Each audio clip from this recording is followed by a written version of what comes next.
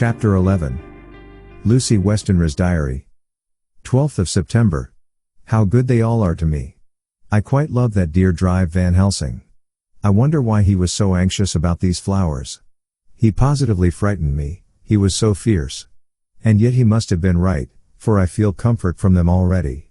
Somehow, I do not dread being alone tonight, and I can go to sleep without fear. I shall not mind any flapping outside the window. Oh, the terrible struggle that I have had against sleep so often of late, the pain of the sleeplessness, or the pain of the fear of sleep, with such unknown horrors as it has for me. How blessed are some people, whose lives have no fears, no dreads, to whom sleep is a blessing that comes nightly, and brings nothing but sweet dreams. Well, here I am tonight, hoping for sleep, and lying like Ophelia in the play, with virgin krantz and maiden struments. I never liked garlic before, but tonight it is delightful. There is peace in its smell, I feel sleep coming already. Good night, everybody.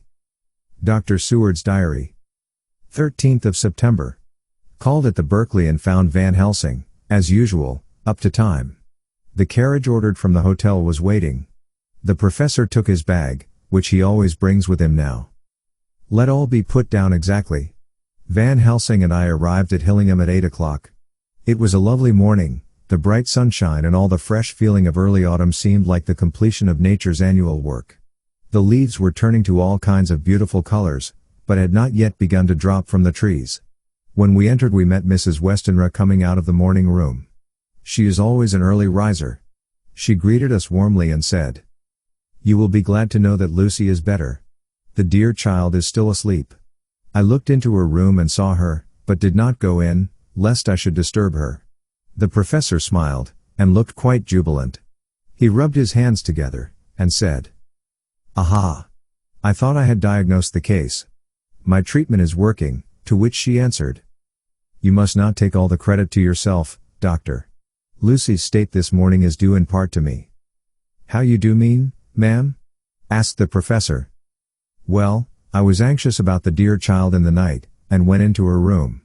She was sleeping soundly, so soundly that even my coming did not wake her. But the room was awfully stuffy. There were a lot of those horrible, strong-smelling flowers about everywhere, and she had actually a bunch of them round her neck. I feared that the heavy odor would be too much for the dear child in her weak state, so I took them all away and opened a bit of the window to let in a little fresh air. You will be pleased with her, I am sure." She moved off into her boudoir, where she usually breakfasted early. As she had spoken, I watched the professor's face, and saw it turn ashen gray. He had been able to retain his self-command whilst the poor lady was present, for he knew her state and how mischievous a shock would be. He actually smiled on her as he held open the door for her to pass into her room. But the instant she had disappeared he pulled me, suddenly and forcibly, into the dining room and closed the door. Then, for the first time in my life, I saw Van Helsing break down. He raised his hands over his head in a sort of mute despair, and then beat his palms together in a helpless way. Finally he sat down on a chair, and putting his hands before his face, began to sob, with loud, dry sobs that seemed to come from the very racking of his heart. Then he raised his arms again, as though appealing to the whole universe. "God! God! God!" he said. "What have we done, what has this poor thing done, that we are so sore beset? Is there fate amongst us still, sent down from the pagan world of old, that such things must be, and in such way? This poor mother, all unknowing, and all for the best as she think, does such thing as lose her daughter body and soul, and we must not tell her, we must not even warn her, or she die, and then both die. Oh, how we are beset! How are all the powers of the devils against us?" Suddenly he jumped to his feet. "Come," he said, "come, we must see and act.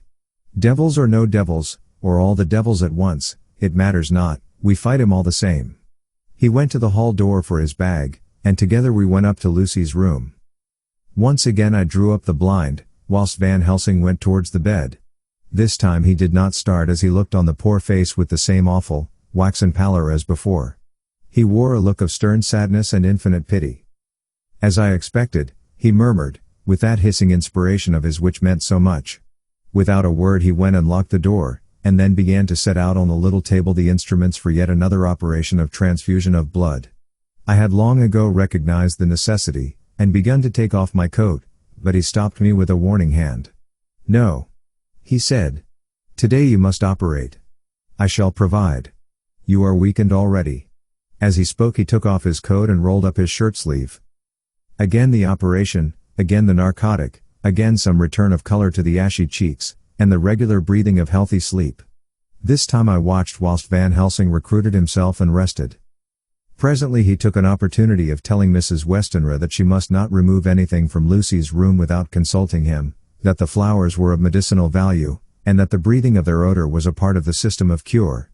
Then he took over the care of the case himself, saying that he would watch this night and the next and would send me word when to come. After another hour Lucy waked from her sleep, fresh and bright and seemingly not much the worse for her terrible ordeal. What does it all mean? I am beginning to wonder if my long habit of life amongst the insane is beginning to tell upon my own brain. Lucy Westenra's diary. 17th of September. 4 days and nights of peace. I am getting so strong again that I hardly know myself. It is as if I had passed through some long nightmare, and had just awakened to see the beautiful sunshine and feel the fresh air of the morning around me. I have a dim half-remembrance of long, anxious times of waiting and fearing, darkness in which there was not even the pain of hope to make present distress more poignant, and then long spells of oblivion, and the rising back to life as a diver coming up through a great press of water. Since, however, Dr. Van Helsing has been with me, all this bad dreaming seems to have passed away, the noises that used to frighten me out of my wits, the flapping against the windows, the distant voices which seemed so close to me, the harsh sounds that came from I know not where and commanded me to do I know not what have all ceased. I go to bed now without any fear of sleep. I do not even try to keep awake. I have grown quite fond of the garlic, and a boxful arrives for me every day from Haarlem. Tonight Dr. Van Helsing is going away, as he has to be for a day in Amsterdam. But I need not be watched, I am well enough to be left alone. Thank God for Mother's sake, and dear Arthur's, and for all our friends who have been so kind. I shall not even feel the change, for last night Dr. Van Helsing slept in his chair a lot of the time. I found him asleep twice when I awoke, but I did not fear to go to sleep again, although the bows or bats or something napped almost angrily against the window panes. The Pall Mall Gazette, 18th of September. The Escaped Wolf. Perilous adventure of our interviewer. Interview with the keeper in the Zoological Gardens. After many inquiries and almost as many refusals, and perpetually using the words Pall Mall Gazette as a sort of talisman, I managed to find the keeper of the section of the Zoological Gardens in which the wolf department is included. Thomas Builder lives in one of the cottages in the enclosure behind the Elephant House, and was just sitting down to his tea when I found him. Thomas and his wife are hospitable folk, elderly, and without children, and if the specimen I enjoyed of their hospitality be of the average kind, their lives must be pretty comfortable. The keeper would not enter on what he called business until the supper was over, and we were all satisfied. Then when the table was cleared, and he had lit his pipe, he said, "Now, sir, you can go on and arsk me what you want. You'll excuse me refoesin to talk of professional subjects afore meals. I gives the wolves and the jackals and the hyenas in all our section their tea afore I begins to arsk them questions." "How do you mean, ask them questions?" I queried, wishful to get him into a talkative humor. "A teen of them over the eave with a pole is one way, scratchin' of their hears is another, when gents as is flush wants a bit of a show orf to their gals. I don't so much mind the fuss the a teen with a pole afore I chucks in their dinner, but I waits till they've had their sherry and coffee, so to speak, afore I tries on with the ear scratchin'. Mind you," he added philosophically, "there's a deal of the same nature in us as in them theer animals.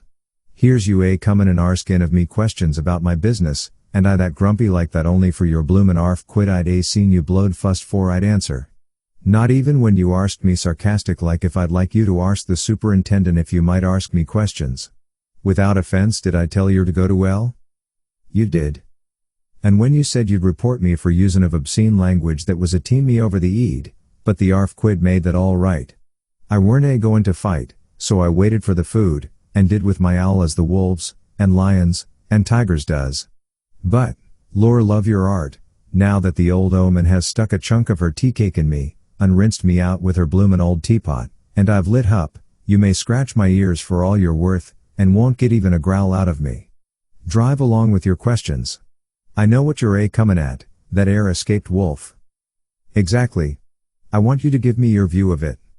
Just tell me how it happened, and when I know the facts I'll get you to say what you consider was the cause of it, and how you think the whole affair will end.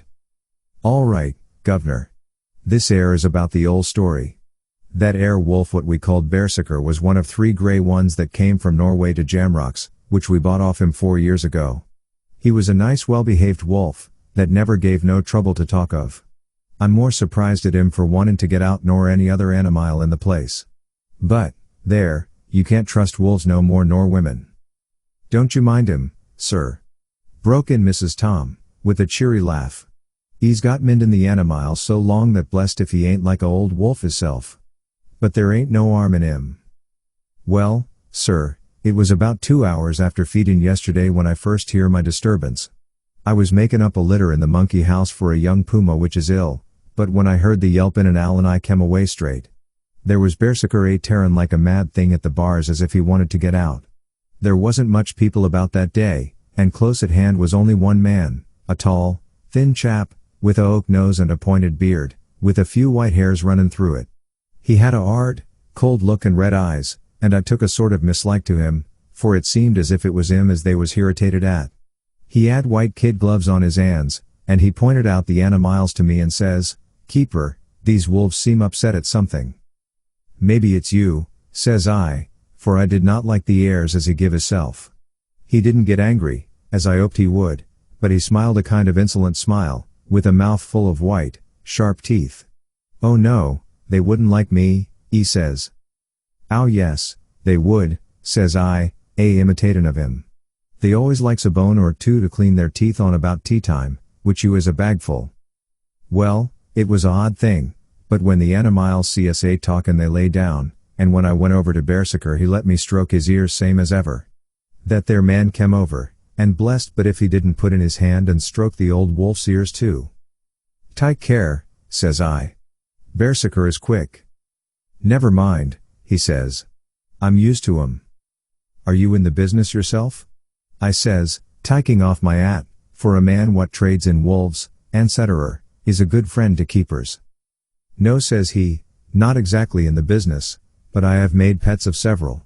And with that he lifts his head as perlite as a lord, and walks away. Old Berserker kept lookin' arter him till he was out of sight, and then went and lay down in a corner and wouldn't come hout the ole hevening. Well, last night, so soon as the moon was hup, the wolves here all began owling. There warn't nothing for them to owl at. There warn't no one near, except some one that was evidently callin' a dog somewheres out back of the gardings in the park road. Once or twice I went out to see that all was right, and it was, and then the owling stopped. Just before 12 o'clock I just took a look round afore turnin' in, and, bust me, but when I kem opposite to old Berserker's cage I see the rails broken and twisted about and the cage empty. And that's all I know for certain. Did anyone else see anything? One of our gardeners was comin' home about that time from Harmony, when he sees a big grey dog comin' out through the garden edges. At least, so he says, but I don't give much for it myself, for if he did he never said a word about it to his missus when he got home, and it was only after the escape of the wolf was made known, and we had been up all night a huntin' of the park for Berserker, that he remembered seein' anything. My own belief was that the Harmony had got into his head. Now, Mr. Builder, can you account in any way for the escape of the wolf? Well, sir, he said, with a suspicious sort of modesty, I think I can, but I don't know as how you'd be satisfied with the theory. Certainly I shall. If a man like you, who knows the animals from experience, can't hazard a good guess at any rate, who is even to try?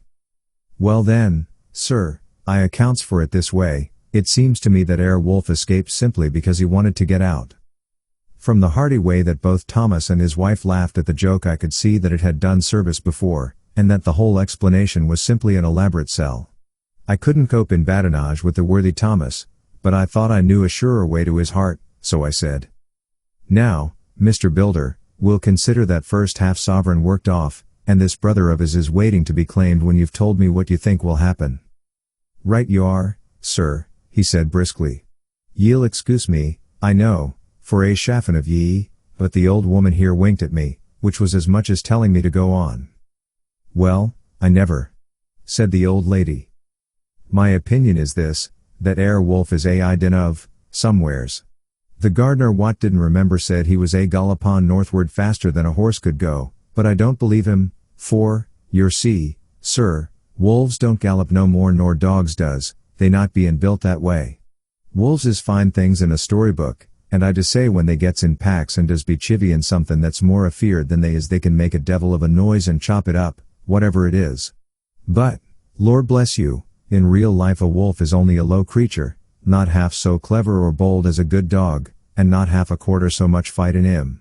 This one ain't been used to fightin' or even to providin' for hisself, and more like he's somewhere round the park I didn't shiverin' of, and, if he thinks at all, wonderin' where he is to get his breakfast from, or maybe he's got down some area and is in a coal cellar.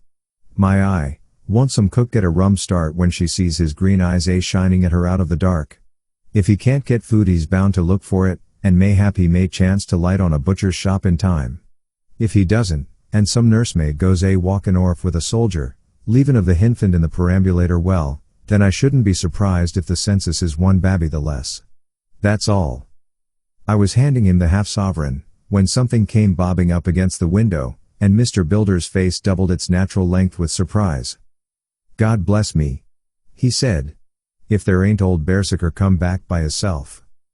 He went to the door and opened it, a most unnecessary proceeding it seemed to me. I have always thought that a wild animal never looks so well as when some obstacle of pronounced durability is between us. A personal experience has intensified rather than diminished that idea. After all, however, there is nothing like custom, for neither Builder nor his wife thought any more of the wolf than I should of a dog. The animal itself was as peaceful and well-behaved as that father of all picture wolves Red Riding Hood's quondam friend, whilst moving her confidence in masquerade. The whole scene was an unutterable mixture of comedy and pathos. The wicked wolf that for half a day had paralyzed London and set all the children in the town shivering in their shoes, was there in a sort of penitent mood, and was received and petted like a sort of vulpine prodigal son. Old Builder examined him all over with most tender solicitude, and when he had finished with his penitent said, "There, I knew the poor old chap would get into some kind of trouble, didn't I say it all along? Here's his head all cut and full of broken glass. He's been gettin' over some bloomin' wall or other. It's a shime that people are allowed to top their walls with broken bottles. This airs what comes of it. Come along, Berserker." He took the wolf and locked him up in a cage, with a piece of meat that satisfied, in quantity at any rate, the elementary conditions of the fatted calf, and went off to report. I came off, too, to report the only exclusive information that is given today regarding the strange escapade at the zoo. Dr. Seward's Diary. 17th of September. I was engaged after dinner in my study posting up my books, which, through press of other work and the many visits to Lucy, had fallen sadly into arrear. Suddenly the door was burst open, and in rushed my patient, with his face distorted with passion. I was thunderstruck, for such a thing as a patient getting of his own accord into the superintendent's study is almost unknown. Without an instant's pause he made straight at me. He had a dinner knife in his hand, and, as I saw he was dangerous, I tried to keep the table between us. He was too quick and too strong for me, however, for before I could get my balance he had struck at me and cut my left wrist rather severely. Before he could strike again, however, I got in my right and he was sprawling on his back on the floor. My wrist bled freely, and quite a little pool trickled onto the carpet. I saw that my friend was not intent on further effort, and occupied myself binding up my wrist, keeping a wary eye on the prostrate figure all the time. When the attendants rushed in, and we turned our attention to him, his employment positively sickened me. He was lying on his belly on the floor licking up, like a dog, the blood which had fallen from my wounded wrist. He was easily secured, and, to my surprise, went with the attendants quite placidly, simply repeating over and over again, "The blood is the life. The blood is the life. I cannot afford to lose blood just at present, I have lost too much of late for my physical good, and then the prolonged strain of Lucy's illness and its horrible phases is telling on me. I am overexcited and weary, and I need rest, rest, rest. Happily Van Helsing has not summoned me, so I need not forego my sleep. Tonight I could not well do without it. Telegram, Van Helsing, Antwerp, to Seward, Carfax. Sent to Carfax, Sussex, as no county given, delivered late by 22 hours. 17th of September. Do not fail to be at Hillingham tonight. If not watching all the time frequently, Visit and see that flowers are as placed, very important, do not fail. Shall be with you as soon as possible after arrival. Dr. Sewards' Diary. 18th of September. Just off for train to London. The arrival of Van Helsing's telegram filled me with dismay. A whole night lost, and I know by bitter experience what may happen in a night. Of course it is possible that all may be well, but what may have happened? Surely there is some horrible doom hanging over us that every possible accident should thwart us in all we try to do.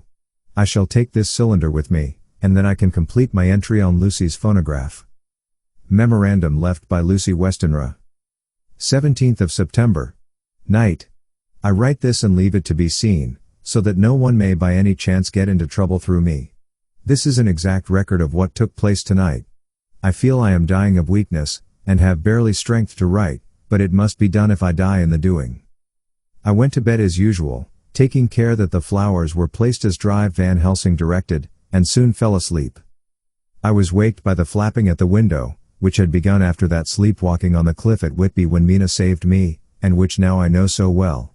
I was not afraid, but I did wish that Dr. Seward was in the next room as Dr. Van Helsing said he would be, so that I might have called him. I tried to go to sleep, but could not. Then there came to me the old fear of sleep, and I determined to keep awake. Perversely sleep would try to come then when I did not want it, so, as I feared to be alone, I opened my door and called out, "Is there anybody there?" There was no answer. I was afraid to wake Mother, and so closed my door again. Then outside in the shrubbery I heard a sort of howl like a dog's, but more fierce and deeper. I went to the window and looked out, but could see nothing, except a big bat, which had evidently been buffeting its wings against the window. So I went back to bed again, but determined not to go to sleep.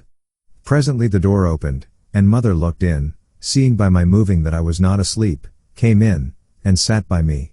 She said to me even more sweetly and softly than her wont, "I was uneasy about you, darling, and came in to see that you were all right." I feared she might catch cold sitting there, and asked her to come in and sleep with me, so she came into bed, and lay down beside me. She did not take off her dressing gown, for she said she would only stay a while and then go back to her own bed. As she lay there in my arms, and I in hers, the flapping and buffeting came to the window again. She was startled and a little frightened, and cried out, "What is that?" I tried to pacify her, and at last succeeded, and she lay quiet, but I could hear her poor dear heart still beating terribly. After a while there was the low howl again out in the shrubbery, and shortly after there was a crash at the window, and a lot of broken glass was hurled on the floor. The window blind blew back with the wind that rushed in, and in the aperture of the broken panes there was the head of a great, gaunt grey wolf. Mother cried out in a fright, and struggled up into a sitting posture, and clutched wildly at anything that would help her. Amongst other things, she clutched the wreath of flowers that Dr. Van Helsing insisted on my wearing round my neck, and tore it away from me. For a second or two she sat up, pointing at the wolf, and there was a strange and horrible gurgling in her throat. Then she fell over as if struck with lightning, and her head hit my forehead and made me dizzy for a moment or two. The room and all round seemed to spin round. I kept my eyes fixed on the window, but the wolf drew his head back, and a whole myriad of little specks seemed to come blowing in through the broken window, and wheeling and circling round like the pillar of dust that travelers describe when there is a simoon in the desert. I tried to stir, but there was some spell upon me, and dear Mother's poor body, which seemed to grow cold already for her dear heart had ceased to beat, weighed me down, and I remembered no more for a while. The time did not seem long, but very, very awful, till I recovered consciousness again. Somewhere near, a passing bell was tolling, the dogs all round the neighborhood were howling, and in our shrubbery, seemingly just outside, a nightingale was singing. I was dazed and stupid with pain and terror and weakness, but the sound of the nightingale seemed like the voice of my dead mother come back to comfort me. The sound seemed to have awakened the maids, too, for I could hear their bare feet pattering outside my door. I called to them, and they came in, and when they saw what had happened, and what it was that lay over me on the bed, they screamed out. The wind rushed in through the broken window, and the door slammed too. They lifted off the body of my dear mother, and laid her, covered up with a sheet, on the bed after I had got up.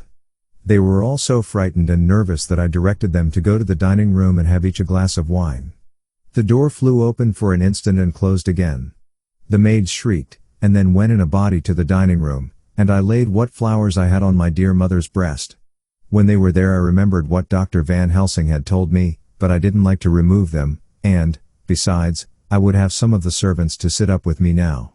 I was surprised that the maids did not come back. I called them, but got no answer, so I went to the dining room to look for them. My heart sank when I saw what had happened. They all four lay helpless on the floor, breathing heavily. The decanter of sherry was on the table half full, but there was a queer, acrid smell about. I was suspicious, and examined the decanter. It smelt of laudanum, and looking on the sideboard, I found that the bottle which mother's doctor uses for her did use was empty. What am I to do? What am I to do? I am back in the room with mother. I cannot leave her, and I am alone, save for the sleeping servants, whom someone has drugged. Alone with the dead. I dare not go out, for I can hear the low howl of the wolf through the broken window. The air seems full of specks, floating and circling in the draught from the window, and the lights burn blue and dim. What am I to do? God shield me from harm this night. I shall hide this paper in my breast, where they shall find it when they come to lay me out. My dear mother gone. It is time that I go too. Goodbye, dear Arthur, if I should not survive this night. God keep you, dear, and God help me.